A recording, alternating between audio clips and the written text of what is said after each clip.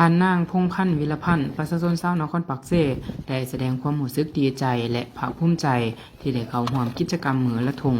โดยได้ร่วมเป็นจิตอาสาออกแรงงานเก็บกวาดขี้เหงื่อบริเวณแคมป์ของนครปักเซ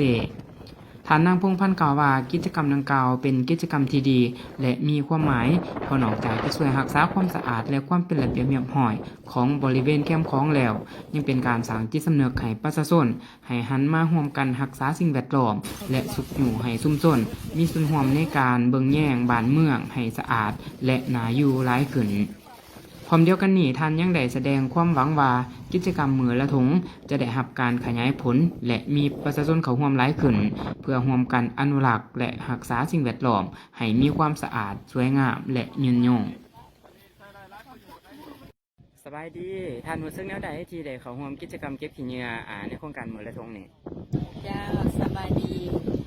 การเข้าร่วมเก็บการเป็นความคิดเจ้าหน้าที่ในร้านเรามาคักเป็นความสะอาดสวยงามของบ้านเมืองเราเพื่อรักษาสภาพแวดล้อมที่อยู่ในนี้ค่ะว่า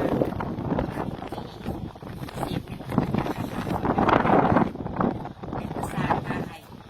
ร่วมกันเนาะกับโครงการอย่างนี้ทะเลเด็ดประสานกับบ้านเราเป็นโครงการจะมามีกิจกรรมเกิดในวันนี้เนาะเจ้าสำหรับเหตุผลที่กระตุ้นให้ท่านตัดสินใจมาร่วมกิจกรรมในครั้งนี้มันหยังสิ่งที่กระตุ้นให้ได้เขามาร่วมก็ย้อนว่ามากหักในความสะอาดเพราะว่าโครงการตัวนี้แม่น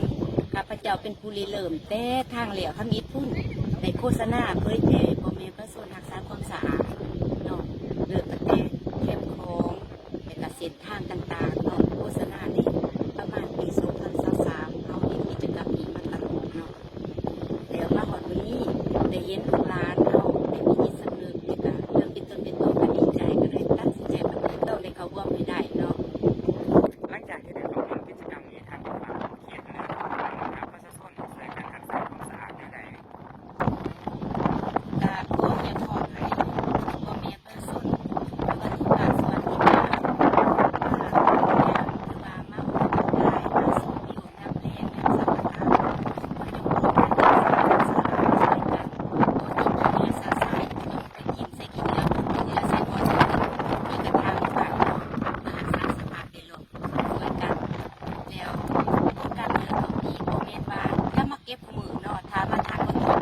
ถ้าบ้านเมืองจะสะอาดโครงการนี้ก็คือว่าได้ผลเนาะได้ผลก็คือว่าพ่อแม่ประชาชนลูกหลานได้รักษาความสะอาด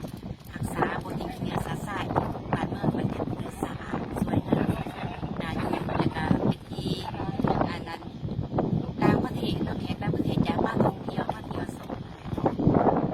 จากประสบการณ์ในมื้อนี้ท่านอยากเชิญชวนให้สาวหนุ่มวัยหนุ่มหรือประชาชนอื่นๆหันมาร่วมกิจกรรมนี้แนวใด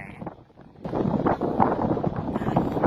ครงการนี้มันจะมีกิจกรรมในที่ก็เป็นวันที่เนาะที่1-2 ครั้งมันจะเห็นกระเชิญทุกภาคส่วนในสลาเวลาเขามาร่วมในกิจกรรมนี้